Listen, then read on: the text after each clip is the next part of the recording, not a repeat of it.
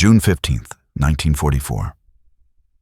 Off the western shore of Saipan, Mariana Islands. Dawn breaks over a sea that looks deceptively calm. The horizon glows pink and gold, but beneath that beauty lies a floating armada, hundreds of ships stretching to the edge of sight. On the decks, thousands of U.S. Marines prepare for what will be one of the bloodiest battles of the Pacific. The air smells of salt, fuel, and fear. In the belly of a landing ship tank, LST-84, Corporal Jack McKinney wipes the sweat from his palms and stares at the strange machine he's been assigned to drive. It isn't quite a tank, and it isn't quite a boat. Its steel hull is studded with rivets, its treads look like shark fins, and on its turret sits a 75mm howitzer. The letters stenciled on its side read, LVTA 4 Water Buffalo. McKinney's crew calls it the Beast. The Navy men on deck call it the Miracle Machine. The Japanese on the island, though they don't know it yet, call it a joke. For weeks, Imperial Army defenders on Saipan had dismissed reports of American swimming tanks. To them, the idea was absurd. A tank weighed tons. How could such a thing float? Another American fantasy. One officer scoffed in a bunker beneath Mount Tapochau. If they try to bring tanks through the surf, they'll drown before they reach the reef. They didn't know that the U.S. Marine Corps had spent years perfecting this moment. The Amtrak, or Amphibious tractor, was born from a Florida swamp design, a civilian rescue vehicle reimagined for war. It could crawl through coral, climb over obstacles, and with the right modifications, fire from the sea itself. Now, McKinney's unit, the 2nd Amphibian Tractor Battalion, attached to the 2nd Marine Division, waits inside the dark hold. The engines rumble to life, a deep metallic growl echoing off the steel walls. The ramp lowers, and sunlight floods in like a white-hot blade. The order comes through the radio. Launch the tracks. One by one, the LVTs slide into the Pacific. Their tracks churn the surf into white foam. McKinney grips the controls, guiding his machine down the ramp until the ocean rises to the hatch rim. Salt water sprays through the open vision slit. For a heartbeat, it feels like they'll sink. And then, miraculously, they don't. The water buffalo floats. Overhead, the sky splits open with the thunder of naval guns. Battleships Tennessee and California hammer the beaches, sending up geysers of sand and smoke. The Japanese guns reply from their hidden caves, shells screaming across the waves. Hold steady, McKinney shouts. The Amtrak bucks and rolls like a ship in a storm. Around him, dozens more crawl across the water, their wakes slicing toward the reef. The Marines inside clutch their rifles and rosaries alike. From the cliffs of Saipan, Japanese observers finally see them. Black shapes gliding through the surf, their turrets glinting in the rising sun. A lieutenant laughs, slapping his comrade's shoulder. Boats! They're sending tanks in boats! Then one of the shapes fires. A flash of light, a rolling boom, and the laugh dies on the wind. The sea explodes in sound and fury. Water columns rise like glass towers as artillery shells fall short, hissing back into the surf. Through the smoke, the amphibious tractors keep advancing. Ungainly, half-submerged beasts plowing through chaos. Corporal McKinney's LVTA-4 surges forward, its steel treads clawing the coral shelf beneath. Spray slaps against his faceplate. He shouts over the engine, "Gun ready?" In the turret, Private First Class Eddie Rizzo grips the traverse wheel. "Ready, Jack," he yells, swinging the 75mm howitzer toward a clump of palm trees on the shoreline. Japanese machine guns flicker there like fireflies in the haze. Fire! The recoil slams through the hull. The shell arcs across the water, detonating in a burst of sand and shredded palm. When the smoke clears, the position is gone. McKinney doesn't celebrate, he just keeps the throttle down, watching the reef approach like a wall of white water. The coral shelf off Saipan had been the Japanese defenders' greatest hope. It was razor-edged and shallow, perfect for stranding landing craft. The Imperial engineers had predicted the Americans would get stuck there, trapped and easy to kill. But the water buffaloes don't stop. Their wide treads grind and bite, lifting the 18-ton hulls up and over the reef like armored turtles. From his dugout near Garapan, Sergeant Hiroshi Tanaka watches in disbelief. "It's impossible," he mutters, raising his field glasses. The machines are not boats, nor are they tanks. They are both. He sees them roll over the reef, water cascading off their hulls like rain. Behind them, other LVTs carry infantry. Marines hunched low, rifles ready, bayonets fixed. The sea itself seems to move with purpose. "Enemy landing at Red Beach 2, a runner shouts through the smoke. "They're climbing ashore." Tanaka grabs his rifle and scrambles to his post. By the time he reaches the trench line, the first LVTs are already grinding onto the sand. The surf crashes around their treads as the ramps drop with metallic clangs. Out pour the Marines, soaked, shouting, weapons blazing. Machine gun fire rips through the air. A round punches through McKinney's periscope, shattering the glass. He ducks, wiping the grit from his eyes. "Rizzo, give him another one." Rizzo swings the gun and fires again, the shell bursting against a bunker carved into the hillside. The structure collapses, a cloud of smoke and fire rising above it.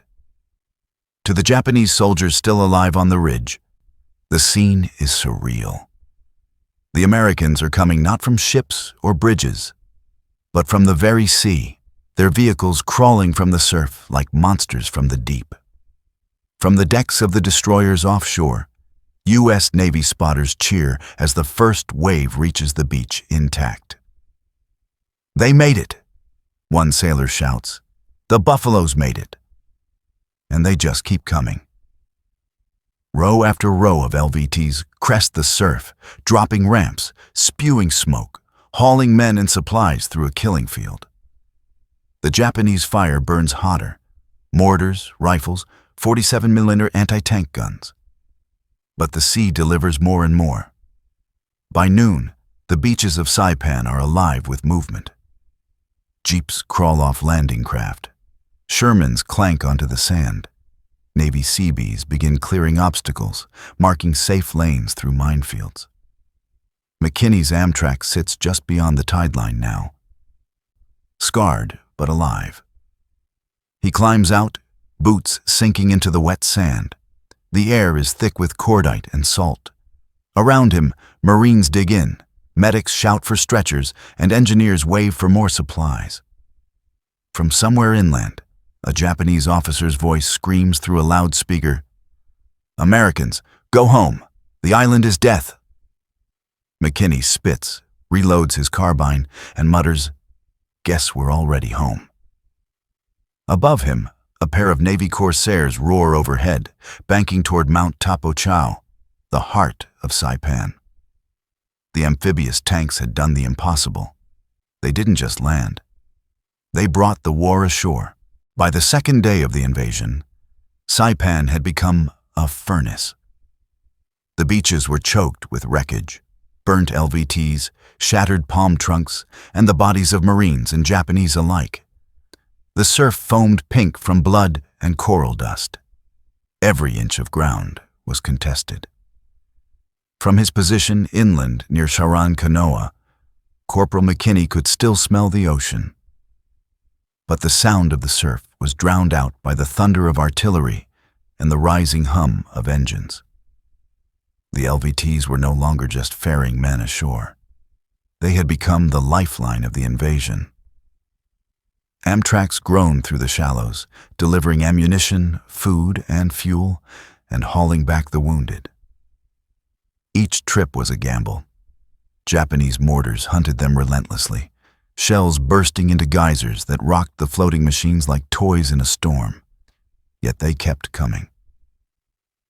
The Marines called it the Buffalo Ballet, a deadly, endless dance of steel and water.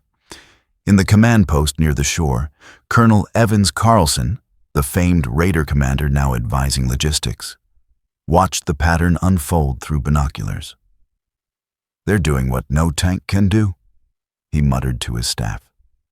"They're turning the ocean into a road." Further inland, the Japanese prepared their counterattack. From the caves of Mount Tapochau, Major Hideo Suzuki's 136th Infantry Regiment dug in among the rocks, their artillery concealed in the limestone ridges. They waited until the Marines moved inland, then unleashed hell. The LVTs were first to respond. Some were modified gunships, fitted with 75mm howitzers or twin 50 caliber Brownings. They crawled up through the sand, belching fire into the jungle slopes. McKinney's Buffalo crested a dune, firing round after round at the tree line. "Range 200 yards, Rizzo shouted, smoke stinging his eyes. "They're right on top of us." Machine gun tracers whipped past the hatch.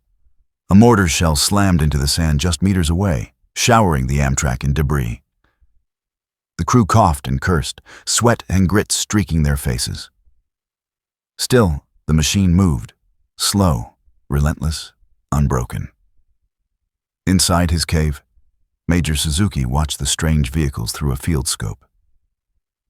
"Those aren't tanks," he growled. "They swim like boats, and they climb like beasts." He turned to his adjutant. "Tell headquarters, these machines are a new kind of enemy." By nightfall, the Marines had secured the beaches, but not their peace. Fires burned across the horizon, painting the clouds orange. LVTs rumbled back and forth under moonlight, their exhausts glowing red as they carried fresh supplies ashore. Out to sea, the silhouettes of Navy transports glimmered like a second horizon. McKinney sat on the hull of his water buffalo, cleaning his rifle by lantern light. "You think they still think we're crazy?" Rizzo asked, lighting a cigarette. McKinney smirked. "They did this morning." A sudden explosion flashed over the ridge, followed by the echoing rattle of gunfire. The Japanese counterattack had begun, June 16, 1944. The night sky over Saipan is no longer black. It pulses with the orange glare of burning oil and the tracers of anti-aircraft fire arcing like comets. Waves crash unseen in the darkness, their rhythm drowned by the unending percussion of war. On the beachhead near Garapan, Corporal McKinney jolts awake at the sound of gunfire. The Japanese are counterattacking, in waves. Shadows move among the wrecked vehicles, silhouettes darting between flames and shattered palm trees.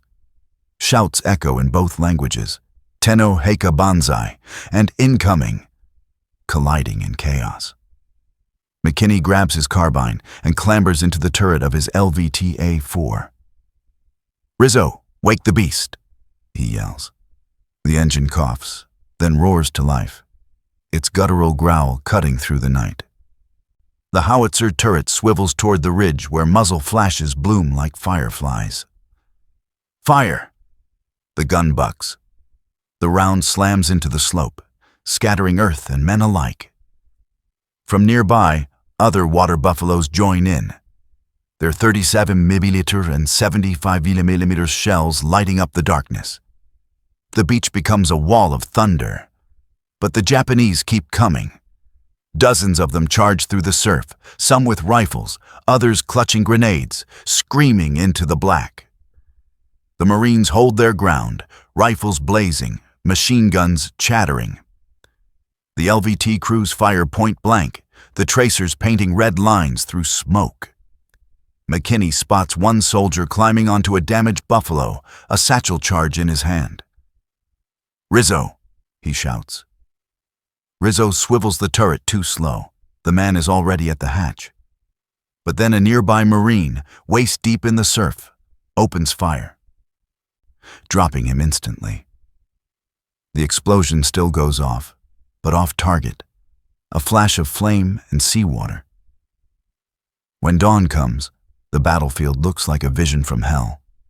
The tide is choked with debris, rifles, helmets, broken wood, and bodies rolling gently in the surf. Smoke curls from wrecked Amtraks, their hulls still warm to the touch. The survivors barely have time to rest. Orders come down from the beachmaster. Push inland. The Marines need the LVTs for resupply and fire support. The assault on Mount Tapochau, the island's spine, begins at sunrise. McKinney's crew reloads, wiping soot from their faces. "You think this thing can climb a mountain?" Rizzo asks. McKinney grins faintly. She already crossed an ocean. "What's a mountain?" By mid-morning, the Buffalo is lumbering through sugarcane fields, crushing stalks under its treads. The land rises steeply, criss-crossed with trenches and caves. Every few hundred yards, another burst of Japanese fire erupts from the cliffs. The Marines dig in, call for air support, and move forward yard by yard, and the LVTs move with them. From the ridge above, Major Suzuki watches through a cracked periscope salvaged from a wrecked tank. What he sees defies his every expectation. The American boats are crawling over the rocks, shelling bunkers and hauling reinforcements as if the terrain doesn't exist. He lowers the scope, jaw tight. "We mocked them," he says quietly to his adjutant. "We thought they were fools. But their machines have learned to swim." By sunset, the U.S. flag rises over the lower slopes of Mount Tapochau. The LVTs sit scarred and smoking at the base, their armor pitted with bullet holes, their tracks caked in coral and blood. But they are still running, in a makeshift command post on the beach. General Holland Howlin' Mad Smith receives the report. Beaches secured. Amtraks effective beyond expectation. He stares at the map, then mutters to his staff, "They laughed at our floating tanks. I wonder if they're laughing now." Out at sea, the next wave of LVTs begins to load. Another island awaits. The machine that was once a curiosity, a half-boat, half-tank misfit, has just rewritten amphibious warfare. The laughter, once loud, has sunk beneath the surf.